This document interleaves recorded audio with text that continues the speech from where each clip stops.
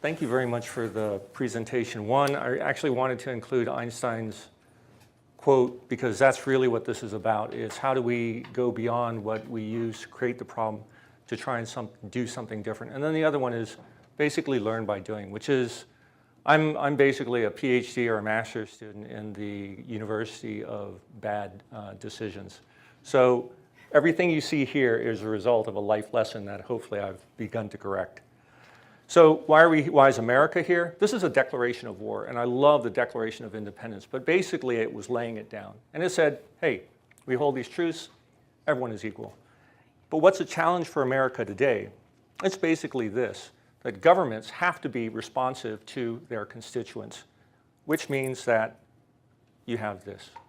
So when you have an international system that is not actually supporting the people that it rules over, then you get this.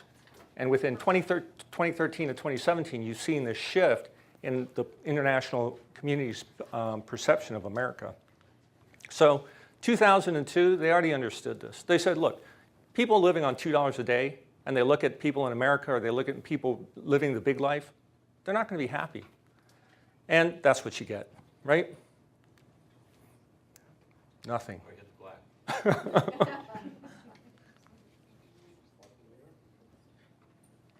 Basically what happened was 9/11, and if you go back into the narrative, initial narrative that you had for 9/11, it was that they hate us because we're free, they hate us because we're...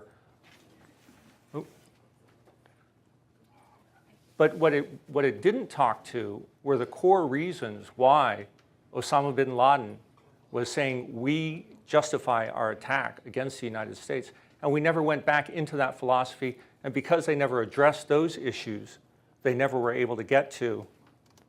There you go. Is that it? They never were able to get to peace. And we're still in a state of war today.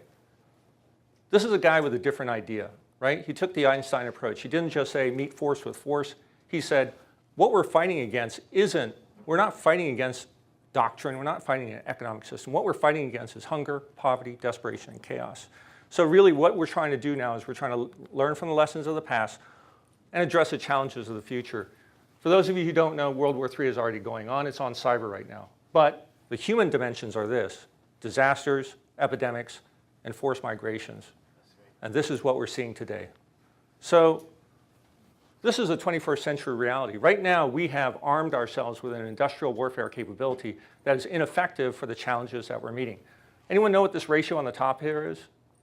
250,000 to 1? Someone take a guess. It's the number of rounds that the military shoots to kill one insurgent, all right?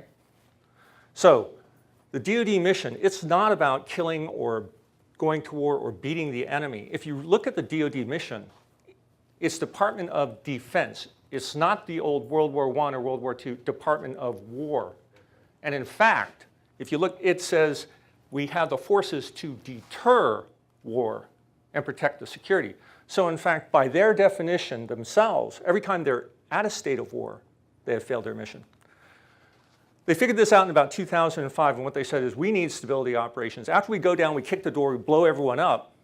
Now we need to establish quick clot.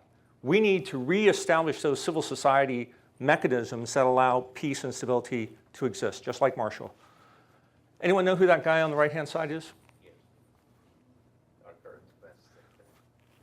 He's our current Department of Defense. He's the Secretary of Defense. It's interesting because he wrote the beginning of this document back in 2010, almost 10 years ago. And what did it say? It said human beings are the most important factor in warfare.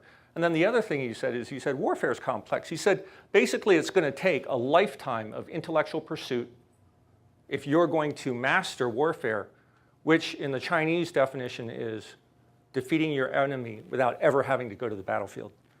And what he was saying was, he said, look, this is written back in 2010. He said, if you look at the people who are lieutenants and captains today, now this is 8 years ago, you're looking at the future command sergeants, master chiefs, admirals, generals of the military of 2030.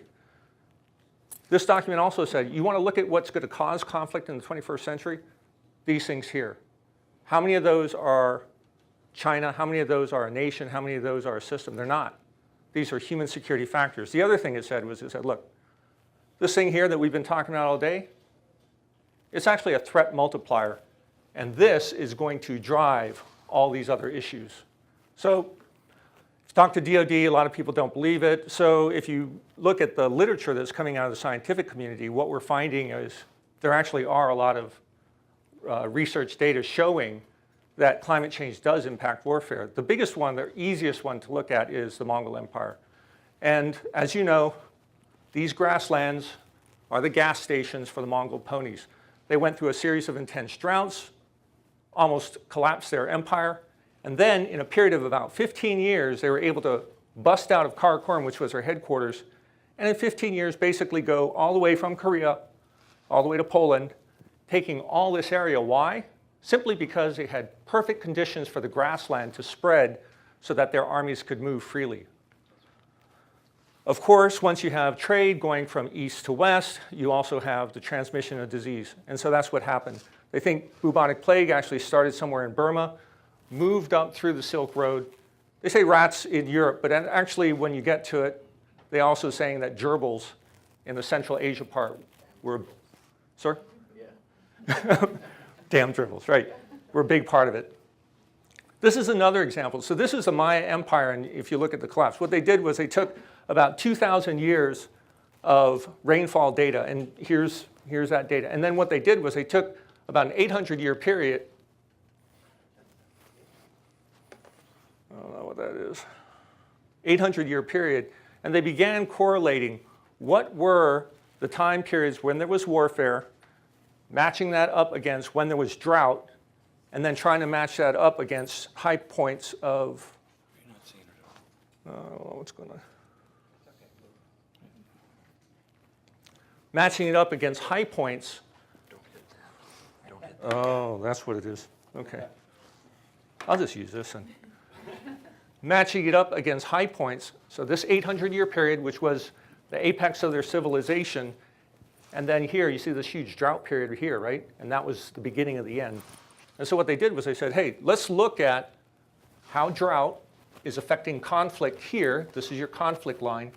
That's more conflict. And then what they began to see was, okay, you had a little conflict here, right? But that was actually the consolidation of their empire, and that's when they started building everything up. These are the monuments, all right? This is the high period when you're having all those buildings being built. And then you keep going, right? High point of conflict. And then you start going through this series of droughts here, right? More conflict. But then the traditional system isn't able to cope, and you go into human sacrifices. That didn't work. And then by the end, you're toast because they couldn't manage. Not enough rainfall. On the flip side, humans can actually induce climate change. We know it now because we're measuring it, but some people don't believe it. Actually, this happened when Columbus came to the United States, or the Western Hemisphere. Again, 2,000 years of data, and cross-referencing all those different elements. What they found out was, well, you went in and you were killing 20, 30, 50, in some cases 90% of the local population, and that's what you got. So you had huge areas that used to be cultivated fields all of a sudden turning back into forest, and you basically were able to create a carbon sink that dropped the temperature, they believe, that helped create the little ice age in Europe, which they are saying also helped spawn those things as well. Okay, so basically it may not be complete causality, but we know that there are some correlations that we're seeing between climate change and conflict. So how do you deal with this? The military said, we want to make sure that no one ever going out into battle or going out into a conflict is seeing something that they're seeing for the very first time. But for climate change, we're seeing things that we really have never seen before. So what's the future of warfare? Well, really what it's about is being able to use our high-speed computer systems, all the research that you're doing here, and being able to formulate it and put it together in a way that you're actually going to be able to begin to predict where the next conflict is going to be, because of El Nino or because of drought situations. And the best case example today that we're currently seeing is Syria. So what we know is the area here, Tel Lilan, it's in the northern part of Syria, is an area that used to be part of the Akkadian Empire. You see Lilan here. So they went through 100 years of prosperity, and then all of a sudden, within a 3-year period, severe drought, that empire collapses. The drought goes for about 300 years, and then the rains return. And once the rains return, they establish a new empire there. Okay, that same area here is this area here, which underwent a severe drought in 2008, and you had between those time period, that 4-year time period, 50% drop in production. Okay, so what does that mean? Well, the people who are living there, who are farmers, basically lost their livelihood and then had a choice. Did they become revolutionaries or refugees? Some became both, right? This also coincided with this. All right, so what you're looking at here is you're looking at the housing market collapse. That was the United States drove it. And you're looking at food price index going up. And so what we're trying to do now is figure out, all right, well, how do we take this data, combine it all together, so that in the future, we can begin predicting the next Arab Spring. And again, why? Because it's this. When civil society isn't able to take care of its basic needs, you're going to see conflict, social collapse. And that's why they're trying to say, in the future, military officers, what you need is, you don't need to only study history, geography, social science, international relations. You need to be able to take the hard science, combine it with those two in a way that's going to get you a looking glass or as a predictor for the future. And how many of you ever seen this or heard of this? This is the spaghetti chart that they put in front of, apparently, they put in front of General McChrystal when he was the commander of ISAF. And they said, these are the human dimensions that are leading to the conflict, and this is what we need to do to win the insurgency. He looked at that, apparently. He looked at that and said, well, by the time I figured out that slide, I'll have won the war already. All right? What we need in the future is military officers who aren't bewildered by this sort of complexity, but actually can thrive in it. And as we know, climate change drives survival. And if you look at that map and compare it to that map, which is the Chinese OBOR, you might see some similarities. Okay? And if you look at this over here, China actually gets climate change. They're putting in more money than all those different US agencies combined. And we can't even say the word in the United States. So 2050, hopefully everyone here is still around by then, but really this is a problem of our children. And if you look at the enormous challenges that they're going to face when they are sitting around the table here, it's pretty overwhelming. And for those of you who we're talking, Camila was talking about depression and old age, apparently chocolate and coffee production is also going to be threatened. So you won't even be able to have a cup of coffee and enjoy your chocolate. That's a real humanitarian crisis, right? Okay, so where are we going to get the 1.4 trillion that's estimated that we need for the Sustainable Development Goals? I don't know. You know, who has a lot of money? I mean, that's not going to get it, right? I mean, that's only $900 billion, so we're not going to get it from that. Well, maybe if we add in what USAID, State Department, right? If you look at the numbers, it shows you where our values are and what we care about. Nope, still not 1.4. Let's add that. Basically, if we took the entertainment costs, if we took the food waste, if we took all these things that cost us nothing in the United States, we could completely fund all the SDGs today. And I just put Ike in there just because he's the last guy who was actually a president and a general at the same time. All right. So this is what we're trying to do. In 2006, Tufts University, we began working with students, cadets, and midshipmen. And what we wanted to do is we wanted to say, how do we begin preparing the leadership of 2050? So we created allies, and what we took is students, cadets, and midshipmen, learn by doing. Throw them into situations that we don't even understand and let them sink or swim, but put them in the wader pond so they're not going to drown, at least not immediately. For the Pacific, this is kind of what we're looking at. This data is from IOM, and for those of you who know, the IOM report says, well, we estimate it's anywhere from 25 million climate refugees to 1 billion climate refugees by 2050, which basically means they have no clue. But they said everyone kind of hovers around 200 million by 2050. Well, if you do all the math, it comes out to about 40 million climate refugees in the PACOM AOR or in this Pacific region. If you look at what Syria is today, it's 5 million refugees. So basically, by 2050, you're looking at 8 Syrias going on simultaneously. And sea level rise challenges, these are the things that people are going to have to worry about. For DoD, quite selfishly for the military, they're looking at 700 coastal installations. And just one, Hampton Roads, was $1 billion. So I don't know if everyone's going to cost that. Each one of those is going to cost as much, but it's going to be high. So really what we're trying to do is, before you light the fuse, how do you get left of, the military calls it left of bang, how do you stop the fuse from being lit so you never have to worry about dealing with the explosion? And so what we want to do is find what is a situation that's already in stress that we can use as a model, a canary in the coal mine, and try and do everything possible to save that patient. And through those interventions, then understand what might be possible around in the future. Marshall Islands got picked just because of its extreme vulnerability. And since we're at a health meeting, the so what comes back to this. And there are other issues, but if you're just talking about multi-drug resistant TB and extreme drug resistance, I mean, you're talking about $250,000 to treat one patient, which is of interest to some place like Hawaii because all the people who are on the island hopper land in Honolulu Airport.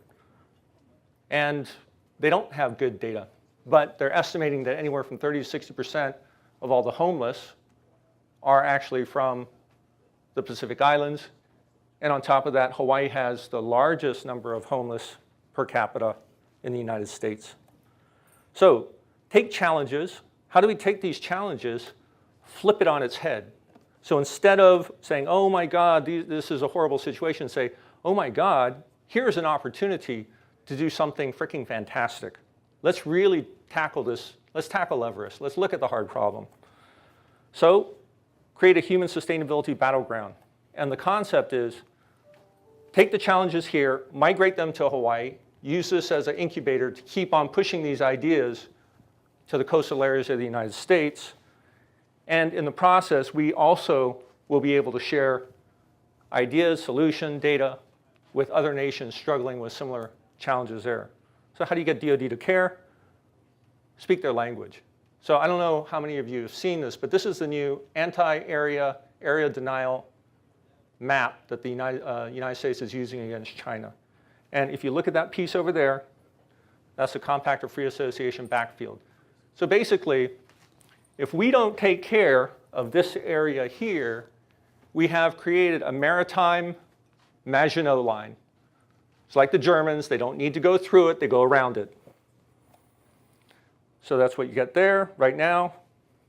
That's what the islands look like, outer island chain, and it's very simple.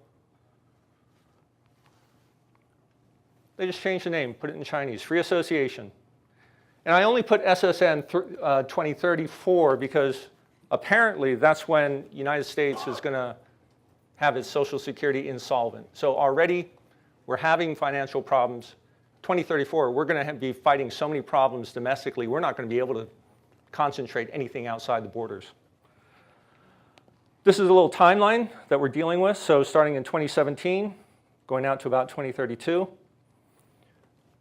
China's GDP and PPP already exceeded the United States a couple years ago. It will exceed it in absolute numbers by 2030, which means that if we don't tackle it now, if we don't get the resources now, you're not going to have more and more resources available in the future. And for those of you who are, like someone's here from the FSM, I don't know because I don't know, but I don't think the president of the FSM and his wife have ever been feted in Washington, D.C. with a full military parade, dancing children, and a meeting at the White House with the president. This is the full court press that China is making for these islands. So what are we trying to do? We're just trying to figure out, learn by doing, how do we begin chipping away at this? And really what we're trying to do is how do we design a recurring joint research project where we're going to study the intersection between climate change, national security, global health, disaster risk reduction in the city of Ibai. And that's what we're trying to do. Take that human sustainability classroom, right? Create that so that we're now turning a real bad situation into something that is actually producing knowledge that's usable for everyone in the future.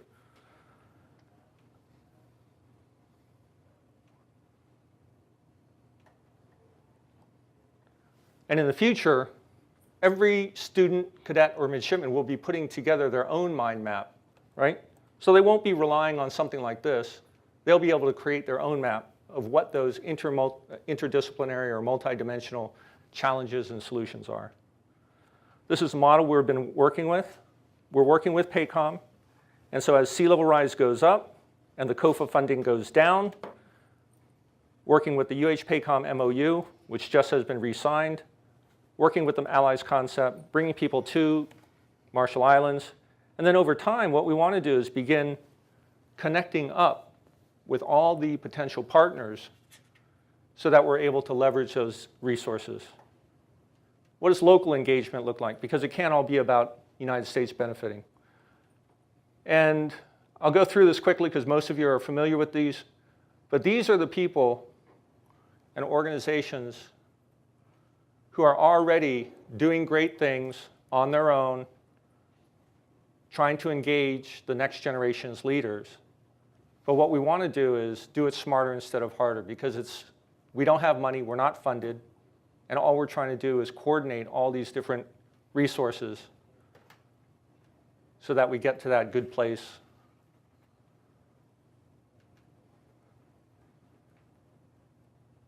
And there's lots of resources out there, and we're just scratching the surface.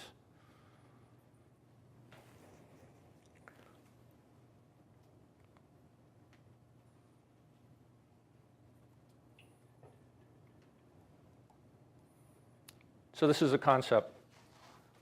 2017, last year, we already started. This year, we're going to reboot again. This is our official year one launch. And then we just want to replicate and continue to expand. The other good thing was we applied for and are now part of a NASA EPSCoR grant. So we're going to be getting drones and teaching the kids how to use them to develop GIS maps so that the kids themselves can begin understanding the impacts of sea level rise on critical infrastructure. These are some of the goals, long-term goals. And this is really the meta goal. How do we prepare the next generation for the challenges we leave behind? And that goes right back to Einstein. We can't solve it with the same thinking and the same way of doing things that we have done things all along. And that created the exact problem that we're seeing today. And with that, I think I'll stop. Thank you very much.